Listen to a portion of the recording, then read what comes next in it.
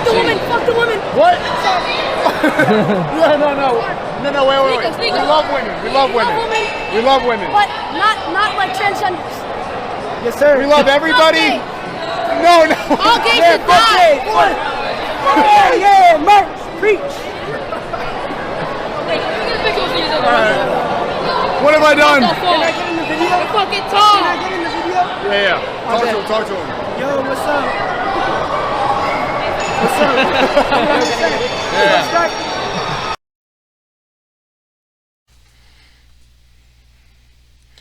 Before I get to the meat and the crux of this video, I want you to check the links below for references.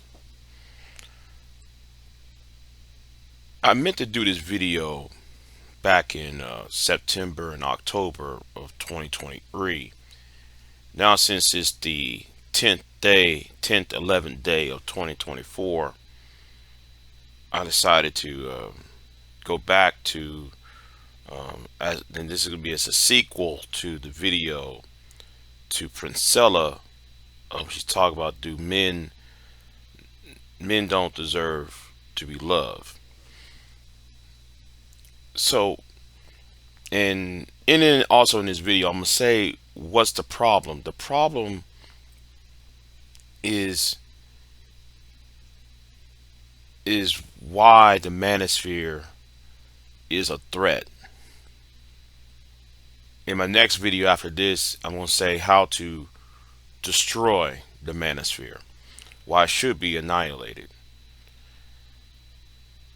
What you just saw on the image with Sneako at the baseball game back in September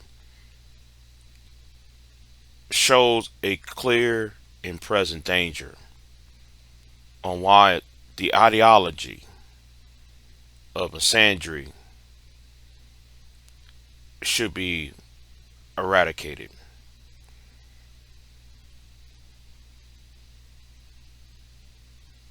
When a movement is created to address the grievances for young men and young boys, and how the education system and the criminal justice system and the family court system have done certain men, has put certain men at a disadvantage,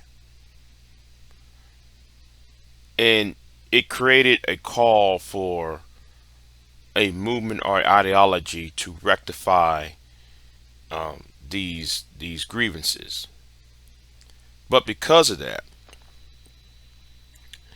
it evolved itself into a monster that breeds discontent and then spreads it to every other facet of conversations. The Manosphere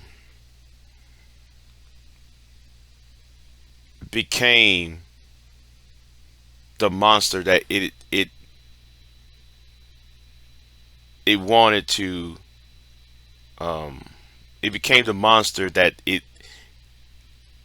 tried to fight against. It became of what it hated. Instead of bringing hope and pride, it became a great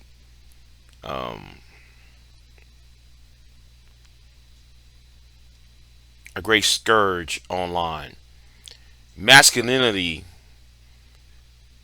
has been twisted. The definition of masculinity has been twisted into a controllable force that will degrade women, children, and those who are deemed to be weak within Western society. And because of that, and because of podcast masculinity and not actual masculinity, you create things like this. associate me with being a professional tennis player, which of course is my day job, but is not the sum of who I am. I'm a daughter, a sister, a wife, and I am more than an athlete, more than a label. Yet all of that is disregarded when people online seek to harass me and harm me.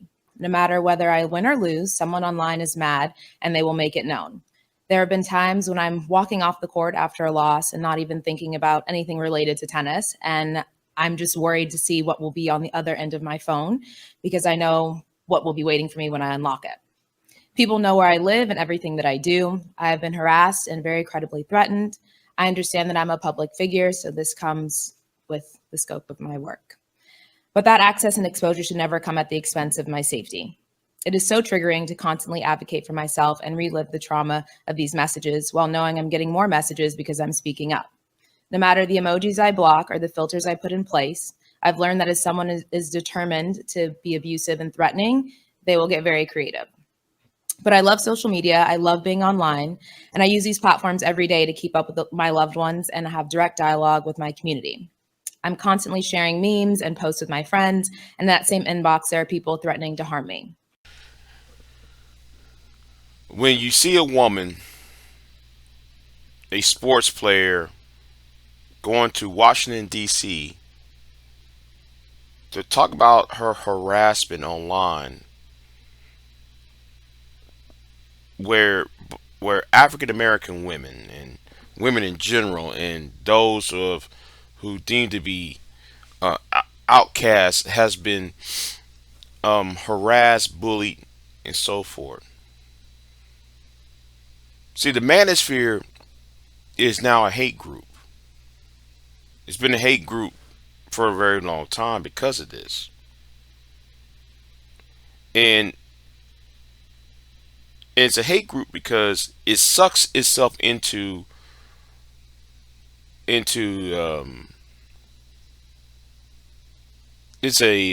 sucks itself into a very dangerous place where it's now siphon itself into the alt-right and therefore to the far-right ideologies.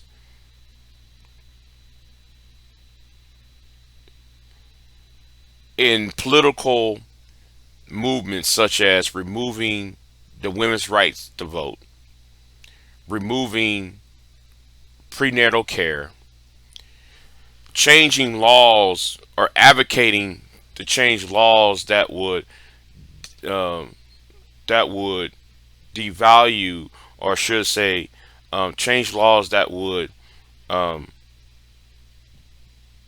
lower the age of consent, advocating for certain individuals to be who are child touchers to be the forefront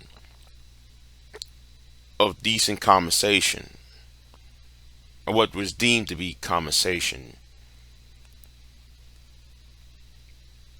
And this is why I said the Manosphere should be eradicated, destroyed, and buried deep underground. But that's in my next video. I'm gonna tell you how it can be accomplished, and it can be accomplished by a few things. But for right now, let me say, if you bring back male confidence and so forth, I think that would be achieved. And I know some people say, well, Big J, you're being all over the place with this. Well, let me tell you something. When I see what Sneako did and see these young men at a baseball game being cheering on, do you realize, ladies and gentlemen, that whatever we might think of the women in our peer group, do you think though, because we are angry at the women, I'm using this term loosely, we are having dating issues and other issues with women in our peer group, Do y'all realize that we're creating victims of young girls who has nothing to do with our grievances?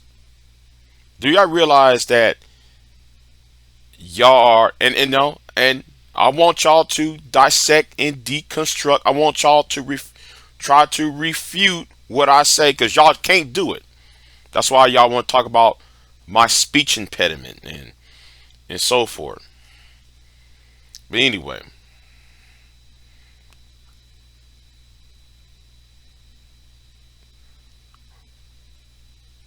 your position, your ideology is a danger to young girls and also to young men.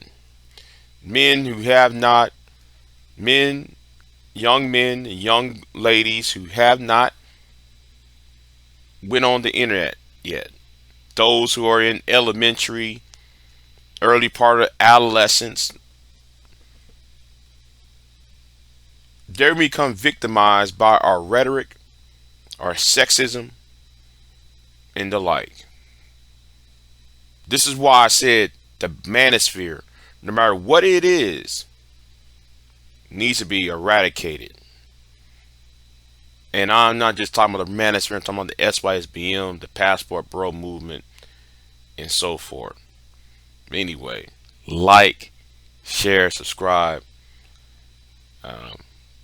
This will continue to a video by Shoe on Head.